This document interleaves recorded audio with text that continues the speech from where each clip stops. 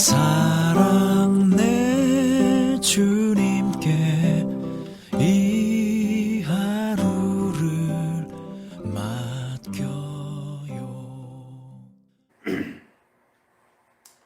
새 은혜의 한 주가 이제 시작되었습니다.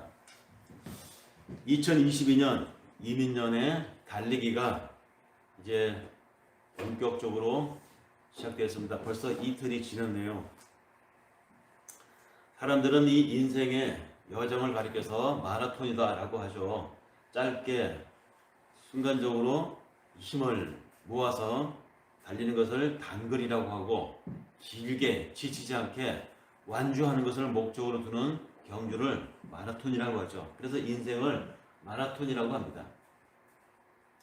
새로운 한 해의 마라톤이 또 우리 앞에 펼쳐졌습니다. 이 달리기 경주에 우리는 마지못해 달리는 사람들이 아니라 열정으로 달리기를 원합니다. 혹시 읽어보신 분들도 계시겠지만 다이제스트에 오래전에 소개되었던 한 이야기가 있습니다. 소년 아이크 이야기인데요. 아이크라고 하는 이 소년은 12살 때에 소아마비를 앓아가지고 양팔을 쓸 수 없는 처지가 되고 말았죠. 그 어린 나이에 그런 병을 앓아서 몸을 제대로 쓸 수 없는 신자가 되었으니 그 고민이, 그 괴로움이 오죽했겠습니까? 그래서 항상 자신감을 잃고 사람들 앞에 나대지 못하고 의기소침해 살아가는 그 어린 소년을 보고 그의 어머니가 보다 못해 속상해서 이렇게 말을 했습니다. 야, 사람이 인생이라고 하는 게 손과 발에만 있겠냐? 머리도 있고 가슴도 있는데 네가 정말로 마음이 간절하게 원하고 정말 네 머리가 그것을 위해서 연구하고 몰두하면 팔, 다리 온전하게 가진 사람 못지않게 그런 사람도 이룰 수가 있어. 그러니까 좀 열정적으로 좀 살아라. 어머니의 이 말에 충격을 받았던 이 소년이 그 뒤부터 뭔가를 하려고 작정을 하게 됩니다. 그래서 자기가 다니는 학교에 육상부를 찾아가죠. 달리고 싶었던 것입니다. 그런 몸을 가지고 육상부에 들어오겠다고 하니까 육상부 코치가 거절을 하죠. 안 돼. 그러나 소년은 또 조릅니다. 꼭 들어가고 싶습니다. 달리고 싶습니다. 코치는 거절합니다. 그렇게 수차례에 조르고 또 조르고 거절하고 또 거절하고 그 끝에 결국 육상부에 들어갔다고 합니다. 들어간 그 해에 이 소년은 최장거리 육상대회를 참석하게 된다고 합니다. 흔들리는 팔을 몸에다가 묶은 채로 열심히 달렸지만 꼴찌를 하게 됩니다. 그런데 1등한 사람보다도 더 많은 박수를 받았다고 합니다. 왜냐하면 몸이 온전치 못했는데 흔들리는 팔을 몸에 묶고 달렸는데 끝까지 완주를 했다는 그 용기가 너무 가상해가지고 보고 있었던 수많은 사람들이 일어나서 기립해서 박수를 보냈다고 하죠. 그 박수에 큰 용기를 얻은 이 소년은 무엇이든지 해볼 수 있는 용기를 그때부터 얻었다고 합니다. 그래서 좀 더 용기를 내서 이제 자기가 목표를 놓고 그 목표를 이루기 위해서 최선을 다해서 살았다고 합니다. 훗날 이 소년은 어머니의 말씀대로 무엇이든지 마음만 먹으면 간절히 원하면 이룰 수 있다는 자신감을 가지고 성실하게 열심히 살은 결과 훗날 하원 의원이 돼가지고 미국에 봉사하면서 살았다는 이야기, 유명한 이야기죠. 아이크 소년의 이야기. 새해 초두의 첫 설교에서 이 말씀을 드리는 이유는 2022년도 올 한 해에 우리 각자는 마음에 꿈을 꿨을 것입니다. 소원하는 바가 있을 것입니다.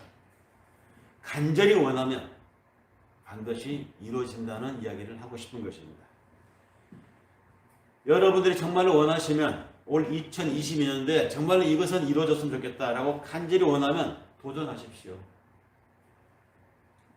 환경이 좋아도 도전하지 않으면 아무 결과가 없는 것이 우리가 경험으로 압니다.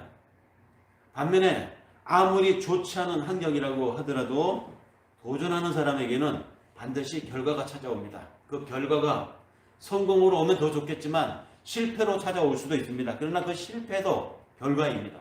왜냐하면 그 실패를 통해서 경험을 축적하게 되고 그 실패를 통해서 깨달음을 얻게 되거든요. 도전하지 않은 사람에게는 이것조차도 없다는 것입니다.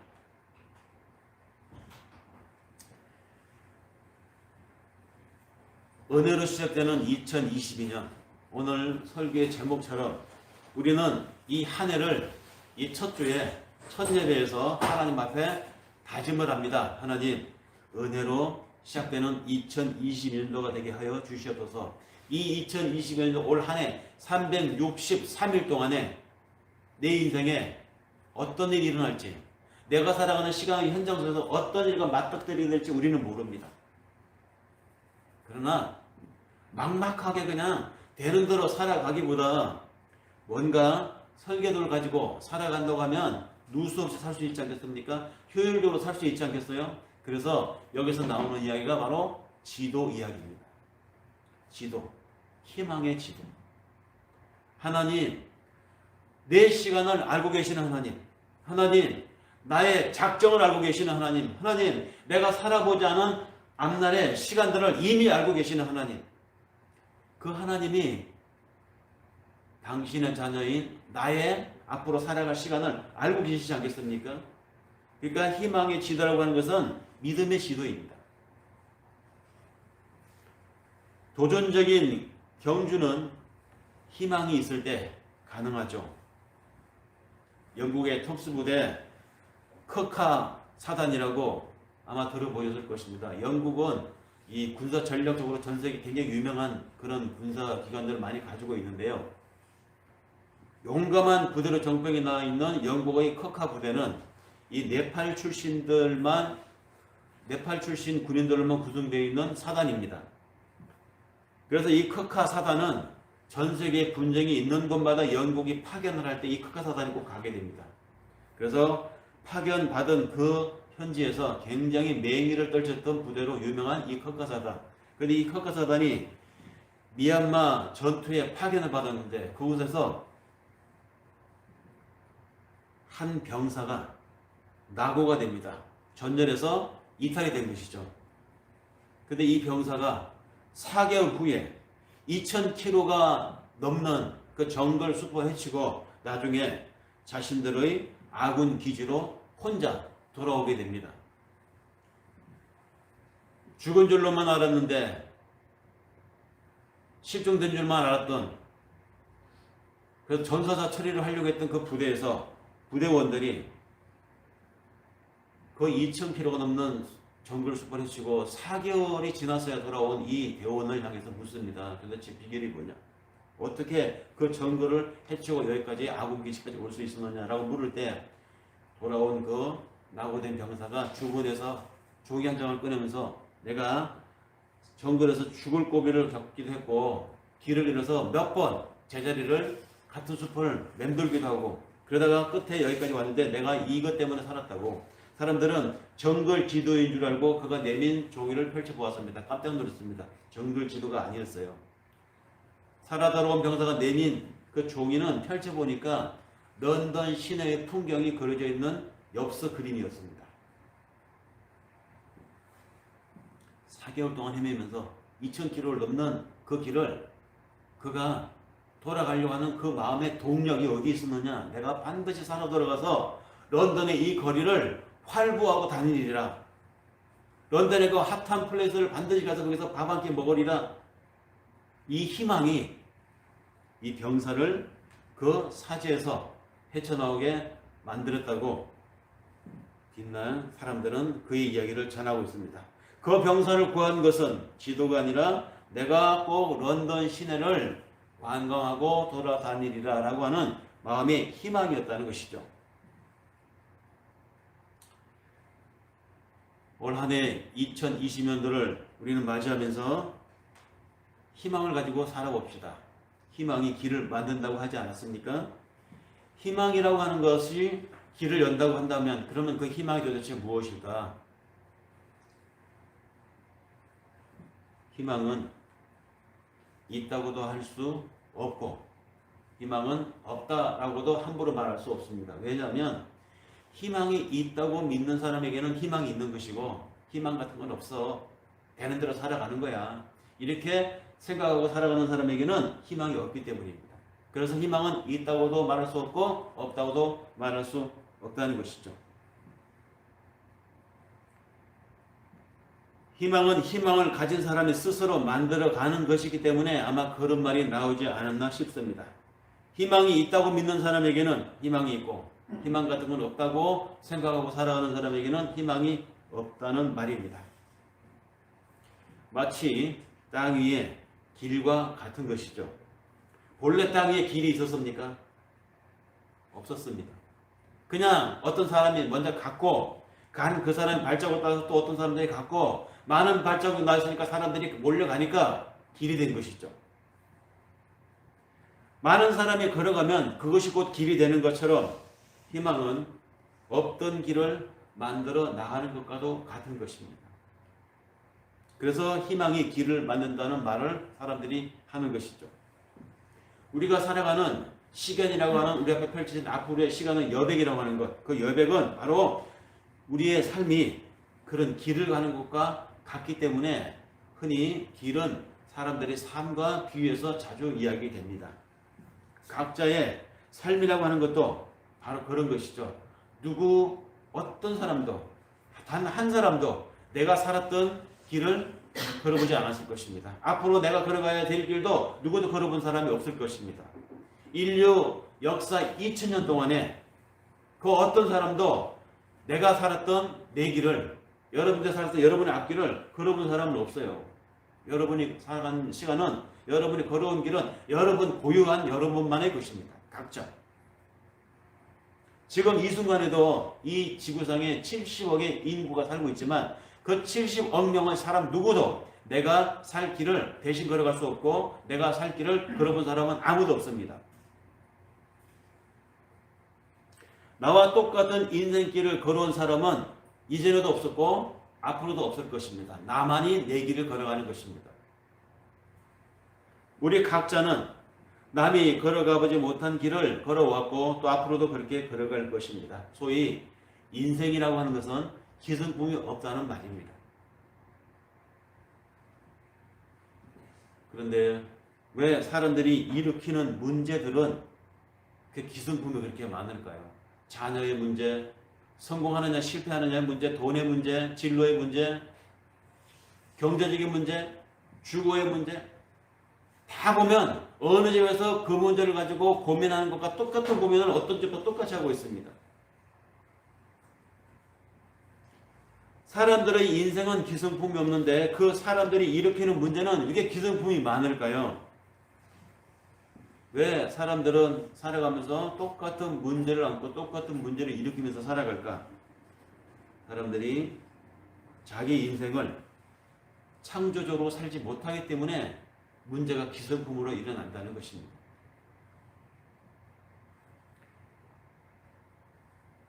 자기 인생을 하나님 앞에 부여받은 자기만의 인생으로 살지 못하고 다른 사람을 모방해서 다른 사람이 사는 것처럼 살려고, 즉 다른 사람을 모방하면 다수가 살아가는 모양으로 살아가려고 하면 그게 뭡니까? 그게 바로 기성품 인생이죠. 기성품으로 살아가려고 하니까, 기성품으로 살기를 원하니까 자기 인생의 가치를 자기 고유한 자신의 삶을 꾸려가지 못하니까 문제가 생기는데, 그 문제가 어떤 집 문제와 똑같이 어떤 사람의 고민과 똑같은 고민을 앓고 있는 것입니다. 하나님은 오늘 이 이사야 예언자를 통해서 던져주신 말씀과 신약의 달란트 비유를 통해서 우리에게 말씀하십니다. 2022년도를 살아보았느냐? 이제 겨우 이틀 살았습니다. 그 이틀도 거의 방콕 수준에서 살았죠. 밖에 안 나갔으니까. 전도사님하고 그래도 연휴고 새해 첫날인데 어디 좀 가자. 옷을 꾸리고 나서다가도 아니야. 사람들 많은 데는 위험해. 이불 밖은 위험하다고 나가서 음식 사 먹는 것도 그래서 못 갔고요. 이틀 꼬박 방콕을 해가지고 집에서 처박혀 있다 보니까 뭐 이게 어제나 오늘이나 이렇게 내일 두시는데 뭐 다를 게 뭐냐, 시간만 흘러가는 거 아무 새로운 것이 없다. 이제 겨우 이틀을 살았는데요. 근데 이제 월요일부터 다시 출근하고 학교 가고 새로운 사람 만나고 그 시간도 속에 다른 사람과의 접점이 일어나게 될 텐데, 거기서 어떤 일이 일어나고 어떤 일로 내가 상처를 받고 어떤 일로 내가 기쁨을 느끼게 될지 모릅니다. 아무도 살아보지 않았으니까. 2022년도를 우리는 걸어보지 않았습니다. 누구도 가보지 않은 길이기 때문에 사실상 길이 없는 길을 우리는 가는 것입니다. 희망과 같다는 것이죠. 그런데 희망이 길을 만든다고 하지 않았습니까?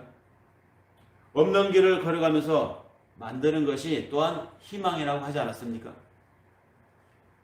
어쩌면 희망 그 자체가 길일 수도 있습니다. 결국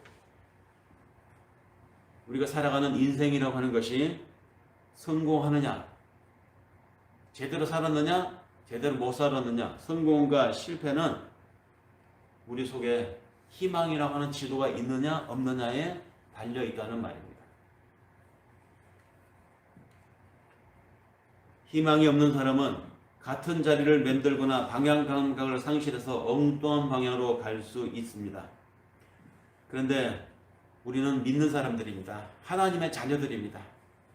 하나님의 자녀들인 우리는 인생의 지도를 어디서 얻습니까? 성경에서 얻죠. 말씀을 읽습니다. 말씀을 읽노라면 말씀에서 하나님께서 우리에게 말씀하십니다.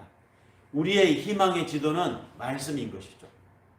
최고의 희망의 지도는 그 말씀 속에 계시되어진 내 인생의 계획입니다. 우리 각자를 향해서 하나님은 내가 너를 사랑하는도라. 내가 너를 여기까지 이끌어왔노라. 내가 앞으로도 너와 함께 하겠노라. 하나님이 함께 하신다는 이 희망의 지도입니다. 성경에서 말씀하시잖아요. 내가 창세 전부터 네 삶의 프로그램을 준비하였노라. 창세 전에 그리스도 안에서 우리를 택하시고 우리를 그 사랑 안에서 그 앞에 거룩하고 흠이 없게 하려고 당신의 기쁘신 대로 나를 세우셨다. 사랑 가운데 세우시고 2020년도 이 시간 펼쳐진 시간 앞에 나를 세우셨다. 우리가 이것을 믿습니다. 이 희망의 지도가 우리 믿는 사람에게 있다는 것이죠.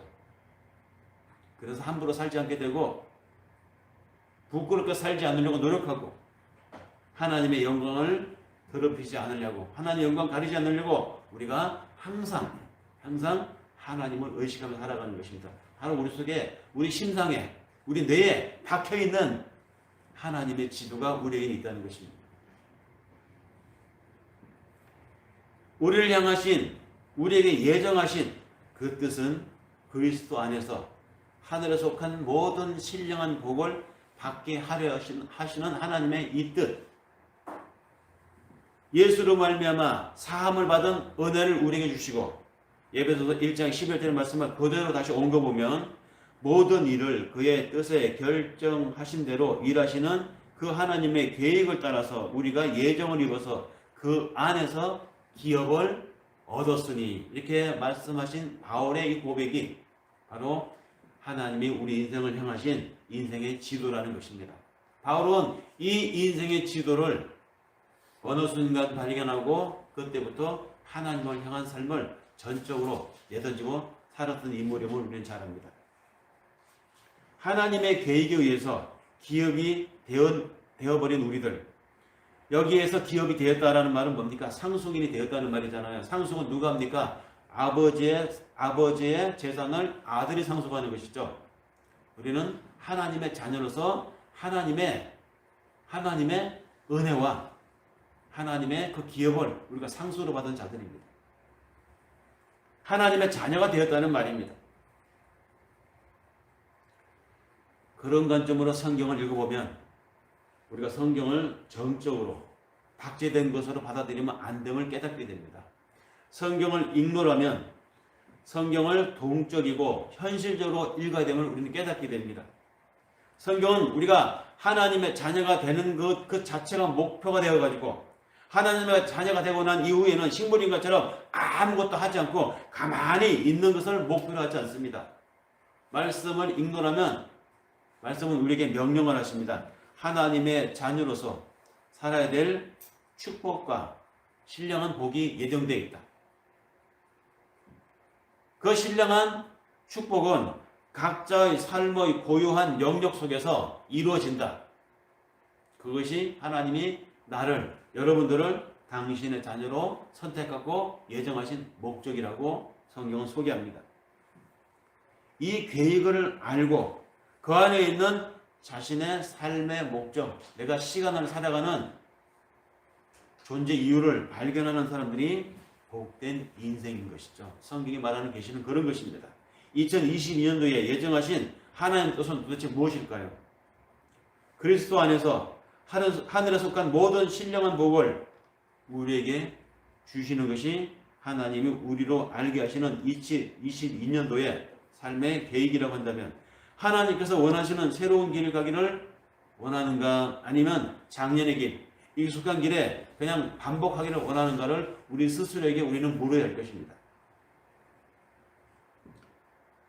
나는 내 인생을 어떻게 사랑해야 되는지, 여러분 각자가 여러분들의 삶을, 여러분들의 시간을 얼마나 사랑해야 되는지, 나를 향하신 하나님의 시간 계획표가 어떤 것인지 좀 더 알고 싶지 않습니까? 철저하게 알고 싶지 않으세요? 그 계획을 분명히 알아야 될 것입니다. 성경을 보면 하나님의 그 계획이 분명히 나옵니다. 우리 각자의 인생을 하나님은 엄청 사랑하고 계심을 성경을 통해서 우리는 느낄 수 있고 읽을 수 있습니다. 알 수 있습니다. 하나님은 나에게 펼쳐지는 2022년도라고 하는 이 365일의 이 시간을 통해서 당신의 일을 이루어 가십니다. 그것도 누가 한 것처럼 똑같은 모양이 아니라 나의 모양으로, 나의 삶의 칼라로, 나의 삶의 목표를 통해서, 내가 살아가는 경로를 통해서 하나님은 이 한 사람, 여러분 한 사람의 삶의 방식을 통해서 하나님 역사하시기 원하죠. 그러니까 다양하게 나타나는 것이죠. 마틴 부브라고 하는 철학자는, 신학자이기도 하고 목사이기도 하신 이분은 성경을 읽고 또 읽고 또 읽어서 자기 인생을 향하신 하나님의 목적이 무엇인지를 알고 그의 책, 나와 너라고 하는 책에서 이렇게 말했습니다. 한 부분을 옮겨보면, 각 사람의 주된 임무는, 즉 살아가는 인생의 목적은 자기만이 가지고 있는 유일무이한 잠재력을 실현하는 것이고, 그것보다 더 위대한 일은 다른 사람이 이미 이룬 무언가를 반복하지 않는 것이다. 자, 창조적으로 살라는 말입니다. 내가 누구를 보고 누구처럼 살기를 원해서 그 사람과 똑같이 살려고 할 필요가 없다는 것이죠. 내가 성공한 인생인지 실패한 인생인지, 내가 대단한 사람인지 뭐 고만한 사람인지는 사람들의 평가일 뿐이지 하나님이 보시기엔 전혀 다르다는 것입니다. 사람들의 평가에 연연하지 말고 내 방식의 삶, 내 스타일의 삶, 내가 하나님을 품고 살아간다고 하면 그대로의 내 삶이, 내 삶의 경로가 창조적이고 가치가 있고 하나님 앞에 존중받을 만한 것이라는 말입니다. 마태복음에서 함께 읽은 달란트 비유, 5달란트 비유, 2달란트 받은 사람 비유, 1달란트 받은 사람 비유, 이 비유를 어떤 사람은 오해를 해가지고 이렇게 말합니다. 5달란트를 줬으니까 그 사람이 고마워서 주인의 재산을 5배나 늘렸지. 2달란트도 마찬가지고, 그런데 1달란트 고작 줘놓고 그 사람에게 나중에 1달란트를 안 남겼다고 탓을 하니 주인이 너무 편파적인 것이 아닌가. 똑같이 5달란트를 줘놓고 그 결실에 성패 여부를 묻는다고 하면은 당연히 책임을 감당할 것이겠지만, 아니 애당초 다 다르게 줘놓고는 이건 잘못된 것이 아닌가, 오해하는 사람들이 있어요. 5달란트, 2달란트, 1달란트는 양을 얘기하는 것이 아닙니다. 양상을 얘기하는 거예요. 양상, 모양. 이런 일로 살아가는 사람, 저런 일로 살아가는 사람, 이런 모양으로 살아가는 인생, 저런 인생으로 살아가는 인생, 다 사람은 자기가 갖고 있는 달란트가 다릅니다. 자기의 재능대로 살아야 한다는 것이죠.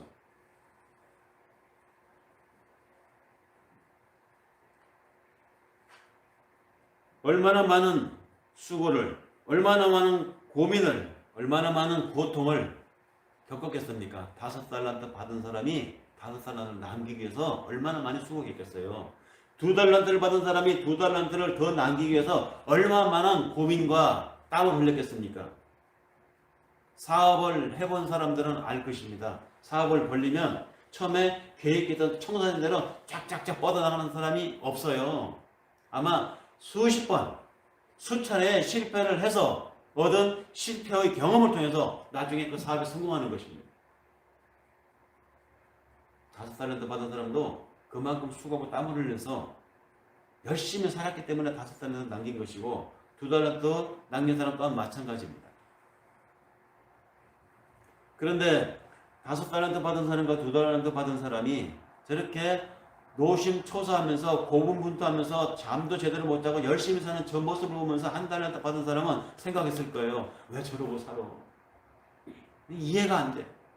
그냥 1달란트 받은 거 땅에 꽉 묻어놓으면 잃을 일이 없잖아. 잃을 일이. 저거를 왜 남기겠다고 저렇게 고생하는지 난 이해를 못하겠어. 나는 받은 달란트를 땅에 그대로 묻어 놓았으니 잃을 일이 없어. 실패할 일이 없어. 수고할 필요도 없고 고민할 필요도 없고 내가 하는 일, 내가 살아가는 이 방식이 얼마나 안정적인가.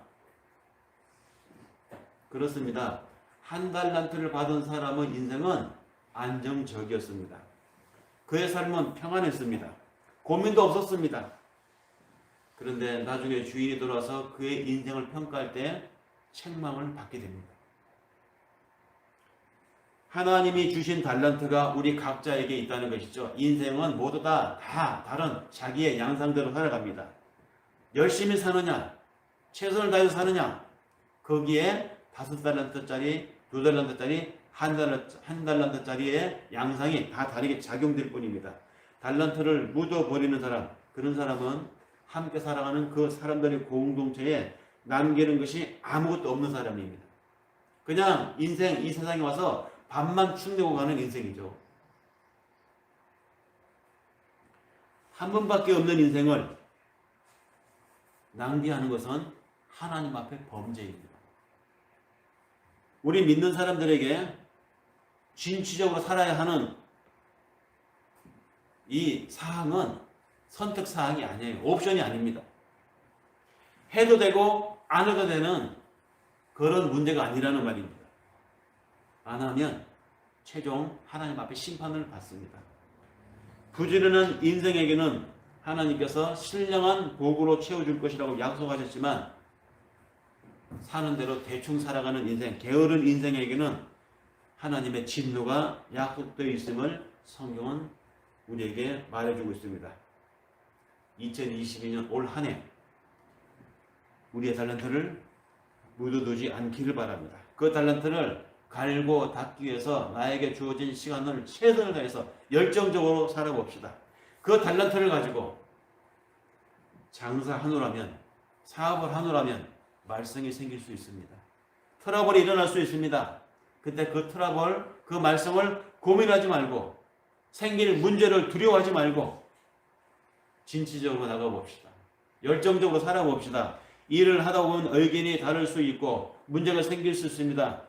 그러나 일을 하지 않으면 의견 분열이라고 하는 것도 없고 문제도 생기지 않습니다. 고민할 것도 없습니다. 독일어로 공동묘지를 프레이드 호프라고 한다죠. 프레이드 호프. 프레이드라는 말은 평화를 말하고 호프라는 말은 마당, 뜰이라는 말입니다. 그러니까 프레이드 호프, 독일말로 이 말은 우리말로 그대로 바꾸면 평화의 마당이 되는 것이죠. 평화로운 마당, 평화로운 뜰. 죽은 사람에게는 싸울 일이 없습니다. 고민할 것도 없습니다. 갈등도 없습니다. 그러나 그 평화로운 공동묘지의 뜰 밑에는 시체가 썩어가고 있는 것이죠. 기득권에 안주하면서 조용히 시끄러운 걸 싫어하면서 평안히 지내는 인생은 썩어가는 인생이다. 하나님이 이렇게 말씀하십니다. 2022년 올 한 해 우리는 무엇을 원하는지 우리 스스로에게 물어봅시다. 좀 시끄럽고 어수선하더라도 장사하면서 분주하게 다니는 5달란트 받은 사람처럼 2달란트 받은 사람처럼 살아보자는 것입니다. 경주가 끝난 후를 생각하면서 달려봅시다.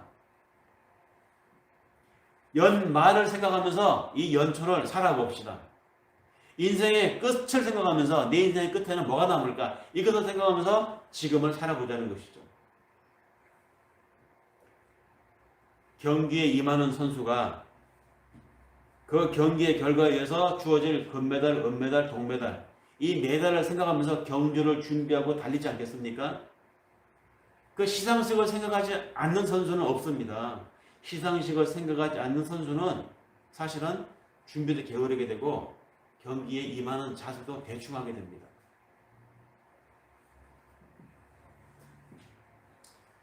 한 해의 마지막을 생각하면서 오늘을, 지금을 출발하자는 것이죠. 우리 삶의 경주 마지막을 생각하면서 경주를 시작해 보자는 것입니다. 우리 삶이 끝날 때 우리에게는 무엇이 남을까? 나에게는 무엇이 남을까? 내가 고수하고 있는 것, 내 주머니에 간직하고 있는 것들이 진짜 내가 원했던 것인지, 그리고 남아있는 그것마저도 정말 내 것인지를 경주가 끝난 뒤에는 아마 확연하게 드러나게 될 것입니다.